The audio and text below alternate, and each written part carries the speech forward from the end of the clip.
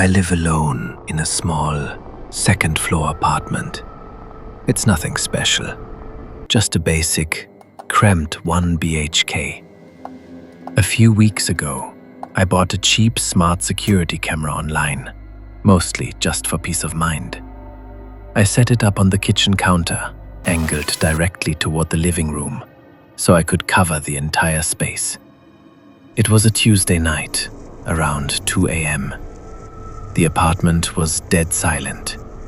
I was in my bedroom, lights off, tossing and turning, trying to force myself to sleep. My phone vibrated on the nightstand. The sudden light of the screen sliced through the darkness, blinding me for a second. I squinted at the notification. Motion detected in living room. I opened the live feed app. The screen glowed, showing the night vision view of my living room. Everything looked perfectly normal. The couch was empty. The floor was clear. I assumed it was just a software bug, or maybe the headlights of a passing car hitting the sensor through the blinds. I locked the phone and set it face down on the table. A minute later, the phone buzzed again. Then again. This time, a wave of irritation hit me. I picked the phone up, opened the app, and stared intensely at the screen. That camera had a feature that put a green motion tracking box around whatever triggered the sensor. The box was there, on the screen, and it was slowly creeping across the middle of my empty living room. I kept staring. Then, something happened on the feed that made my stomach drop. The shadows in the corner of the room started to detach from the wall. They coalesced into these dark, jagged, pixelated clusters, forming the shape of a person. But it was unnaturally tall, and it wasn't moving like a human. It was glitching. Its frame rate was stuttering, like a corrupted video file skipping through time.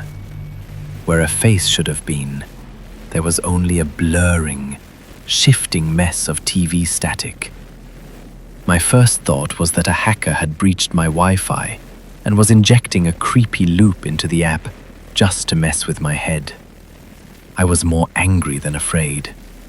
I got out of bed, phone gripped tight in my hand, and marched into the living room. I stopped dead in the center of the room.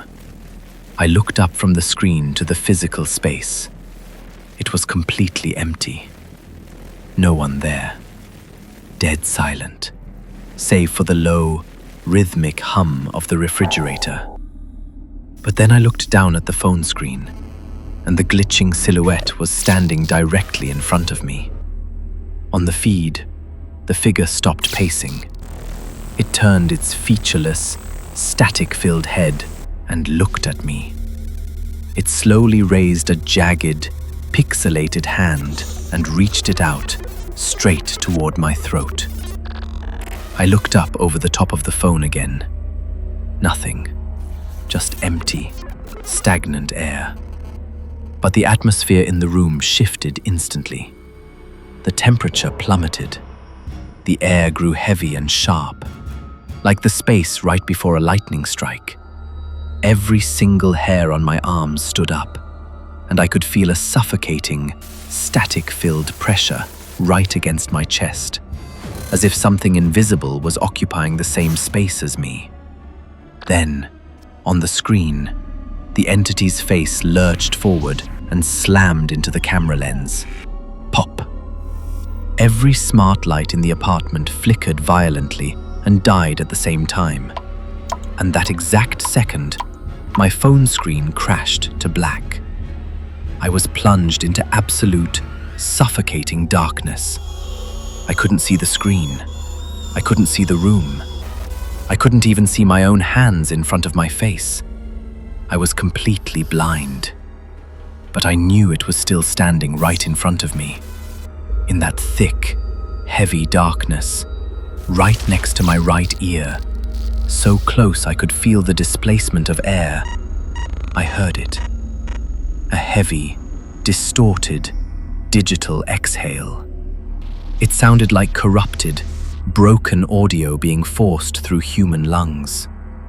My phone slipped from my sweaty palm and clattered to the floor. I threw myself backward, blindly scrambling against the wall, my skin scraping raw until my hand hit the door handle. I ripped the door open, stumbled into the hallway, and sprinted down the stairwell, not stopping until I hit the street and the safety of the city lights. I never went back inside that apartment.